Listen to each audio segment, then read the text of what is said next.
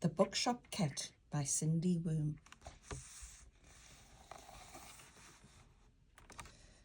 There once was a black cat. He came from a long line of very important cats.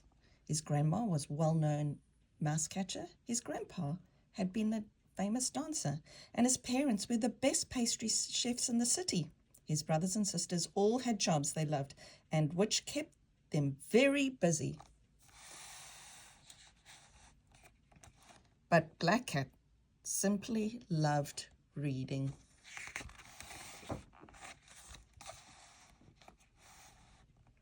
Reading isn't a job, said his brother, who was a mechanic. Why not pick up a spanner and join me? Cooking is useful and fun, said his mum and dad. You could always work with us.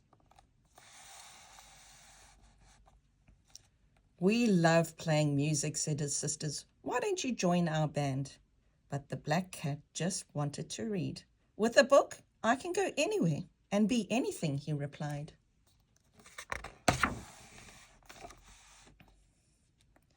The next morning, the black cat set off to find a quiet reading spot. He leapt aboard his usual bus, opened his book and began to purr. He loved exploring the city, almost as much as he loved books. Anywhere he looked, there was something new and interesting, and this particular morning he saw something very interesting indeed.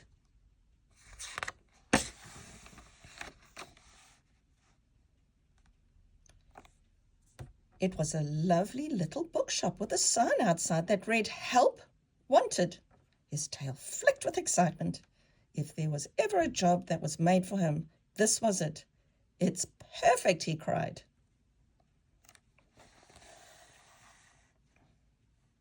"Perfect for what?" came a voice. The poor little cat jumped out of his skin.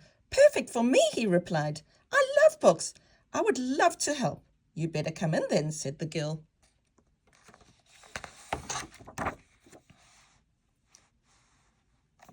The girl was called Violet, and the bookshop was for children.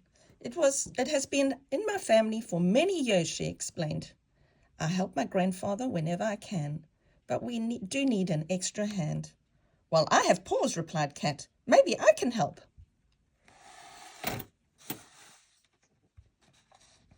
And so the very next morning the black cat arrived bright and early for his new job as the Bookshop Cat.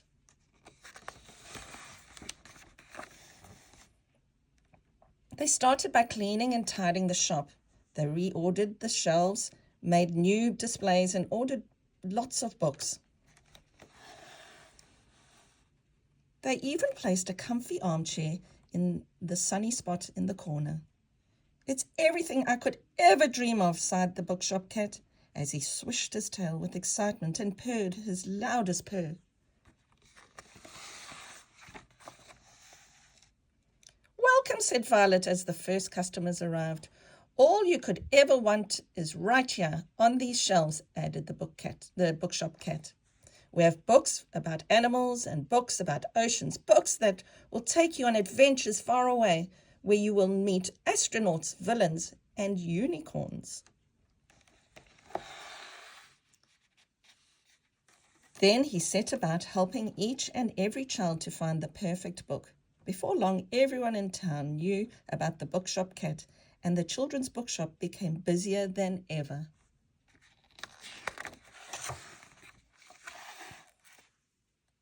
But one morning the bus didn't come. "The bus has broken down because of the rain," said the birds, "and they can't seem to fix it." So the Bookshop Cat had to find a new way to get to work. And when he finally arrived, what a sight met his eyes. "Oh dear." "Quick, come and help," shouted Violet. "A pipe has burst, and the books are getting wet." The street had flooded, and there was water everywhere. Oh dear. With so much water to wade through, nobody came into the shop that day. All the day after that, the bookshop itself seemed to sigh with sadness.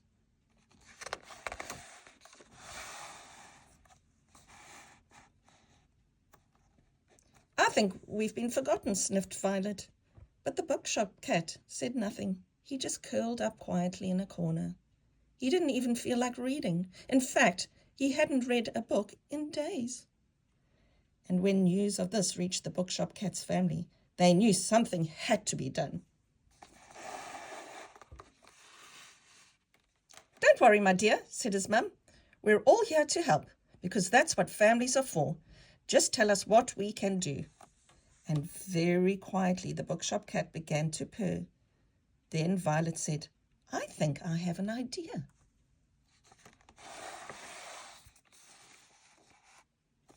If the children can't come to us, let's take the books to them.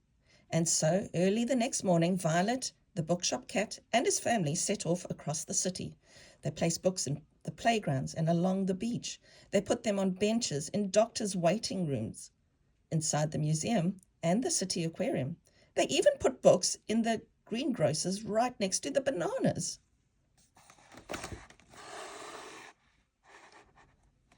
When the children found the books, they were so excited, but Violet's plan was still unfolding. As tucked into the back of each story was a note and a map. Your adventures are just beginning. Follow the map to find out more.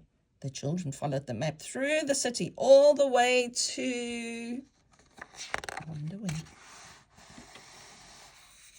The children's bookshop, which had never looked more beautiful. As the children rushed forward, the bookshop itself seemed to sigh with happiness.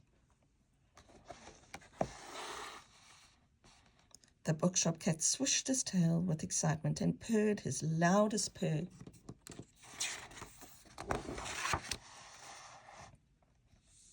If you visit the bookshop today, you'll see it's very busy indeed. And so is everyone else, especially the bookshop cat, who helps every child find the perfect book.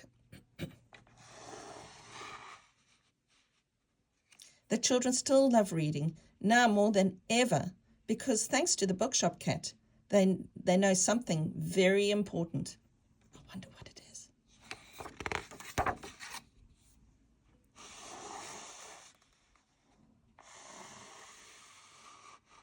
That with a book, you can go anywhere and be anything. The bookshop cat loves his job, and if you happen to pass by, then stop and listen.